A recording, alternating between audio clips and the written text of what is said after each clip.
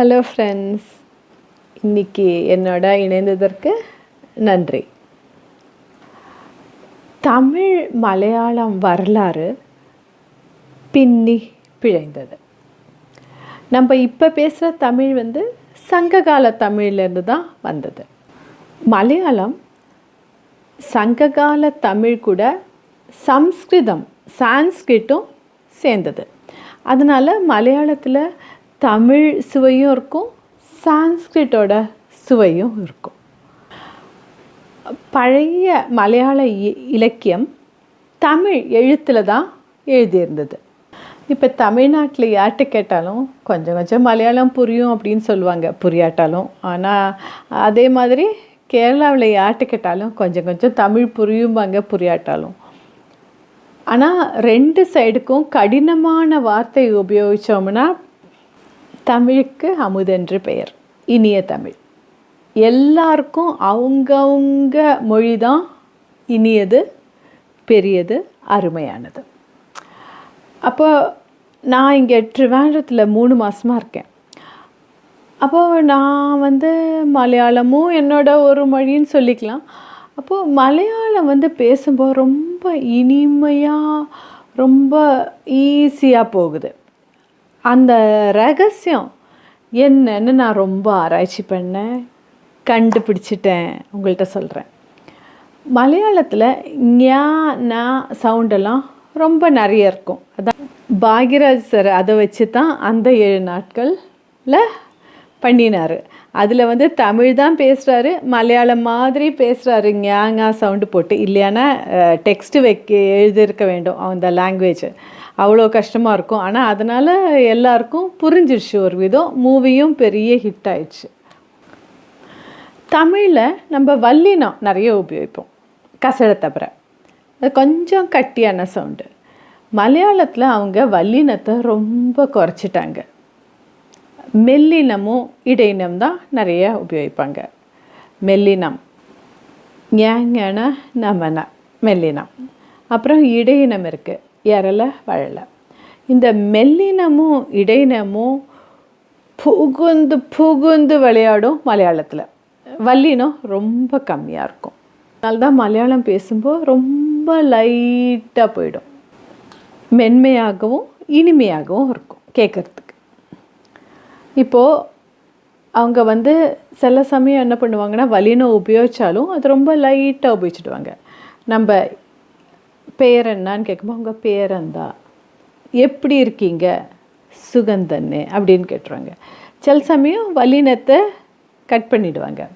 மஞ்சள் நம்ம சொல்கிறோம், அவங்க ஞா போட்டுருவாங்க, மஞ்சள் அப்படின்ட்டுவாங்க. அப்புறம் நான்க்கு ஞான்னு சொல்லுவாங்க. அதுதான் பாக்யராஜ் சார் நல்லா யூஸ் பண்ணிட்டார் படத்தில். அதே போல் இந்த கடைகள் இருக்குது, ரிலையன்ஸு, சென்ட்ரல் பஸார், பிக் பஸார், அப்படிலாம் நிறைய இந்தியா கடைகள் இருக்குது. பேட்டா, அதெல்லாம் இந்தியா கடைகள் கொஞ்சம் கட்டியாக தான் இருக்கும்.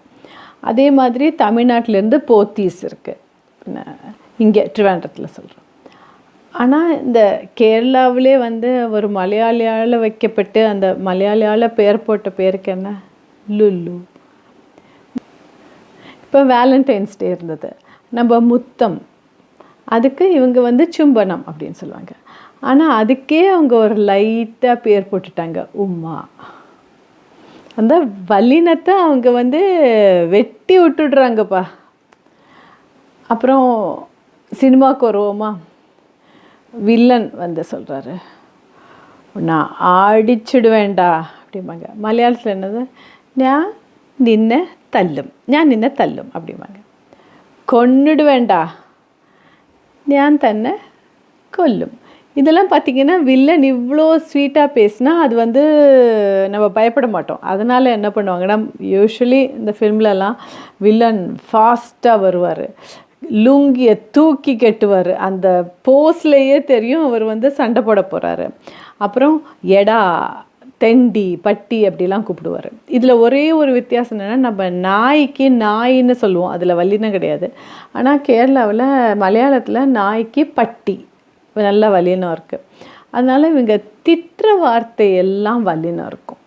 இப்போ ஒரு சினிமா பார்த்துட்ருக்கீங்கன்னா அதில் வந்து நிறைய வல்லினம் போட்டு சத்தமாக பேசுகிறாங்கன்னா அது வந்து அவங்க சண்டை சீனை திட்டுறாங்கன்னு அர்த்தம். தெண்டி பட்டி போடா தெண்டி பட்டிலாம் சொல்லுவாங்க. எனக்கு வந்து இந்த கெட்ட வார்த்தையில் இந்த 2 வார்த்தை தான் நல்லா தெரியும். என்னோடய ஃப்ரெண்டு ஒருத்தர் மொழிகளில் ஆராய்ச்சி பண்ணுறாரு. அவர் என்ன சொன்னார்னா, முதல்லலாம் வல்லினம் யூஸ் பண்ணிகிட்டு இருந்தாங்க, ஆனால் இப்போ பண்ணுறதில்ல அப்படின்னாரு. அவரோட தியரியை ஒன்று டெஸ்ட் பண்ணி பார்த்துட்டேன். இப்போது கோட்டைக்கல் ஆரிய வைத்தியசாலை அது இருக்குது. அது வந்து 124 வருஷம் முன்னாடி தொடங்கினது. அப்போ பார்த்திங்கன்னா நிறைய வல்லினம் இருக்குது. அதே மாதிரி 4-5 எண்ணம் இருக்குது. நான் இப்போ இது ஒன்று தான் எடுத்துக்கிறேன். இப்போ வந்து என்னவோ வல்லினத்தை நல்லா குறைச்சிட்டாங்க. அவங்க மெல்லினமும் இடையினம் தான் புகுந்து விளையாடுது. இப்போ பார்த்திங்கன்னா சோப்பு, இந்தியாவில் சோப்பு வாங்கினா லக்ஸ், சிந்தால், சந்தூர் அந்த மாதிரி நிறைய இருக்குது. தமிழ்நாட்டு ஆயுர்வேதிக் சோப் மெடிமிக்ஸ். ஆனால் இப்போ கேரளாவிலே உற்பத்தி பண்ணுற சோப்பு பார்த்திங்கன்னா பெண் பேர் இருக்கும், இல்லையானா லைட்டாக இருக்கும். ராதாஸ், சந்திரிகா, கஸ்தூரி மஞ்சள் பார்த்திங்களா, அந்த மாதிரி பேர் வச்சுடுவாங்க இவங்க. இதுக்கு மேலே வீடியோ போச்சுன்னா நீங்கள் கொட்டாவி விட்டுருவீங்க. அதனால் இப்போவே நிறுத்திக்கிறேன். இனிய நாள் நல்வாழ்த்துக்கள். மீண்டும் சந்திப்போம்.